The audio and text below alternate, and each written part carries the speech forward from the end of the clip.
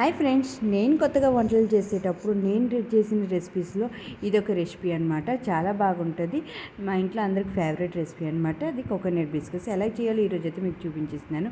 2 glass of మైదా తీసుకోవాలి. అందులో 1 glass sugar, అలాగే ఒక మీడియం సైజు కొబ్బరికాయకి కోర్ చేసుకొని తీసుకోవాలి. అందులో కొంచెం సాల్ట్, అలాగే నువ్వులు వేసుకొని మొత్తం అంతా కలిపేసుకోవాలి. కలిపిన తర్వాత బటర్ కానీ నూనె కానీ నెయ్యి కానీ వేసుకోవాలి. వేడి చేసుకొని నేనైతే ఇక్కడ నెయ్యి వేసాను. వేసి మొత్తం అంతా కలిపి 6 అవర్స్ అలాగే పెట్టేయాలి. పెట్టిన తర్వాత 6 అవర్స్ తర్వాత అందులో కొంచెం వాటర్ వస్తుంది. దాంతోపాటు ఇంకొంచెం వాటర్ వేసుకొని మొత్తం చపాతీ ముద్దలాగా కలుపుకొని ఒక మందం రొట్టెలాగా పేముకోవాలన్నమాట. చపాతీలాగా రౌండ్ షేప్లో పేముకొని దానికైతే మనం రౌండ్గా చిన్న బిస్కెట్ లాగా కట్ చేసుకోవాలన్నమాట. కట్ చేసుకున్న తర్వాత ఆయిల్ అయితే బాగా వేడి చేసుకొని మీడియం టు లో ఫ్లేమ్లో పెట్టుకొని ఈ బిస్కెట్స్ అయితే డీప్ ఫ్రై చేసుకోవాలి. అంతే, క్రిస్పీగా టేస్టీగా ఉంటుంది. Bye bye.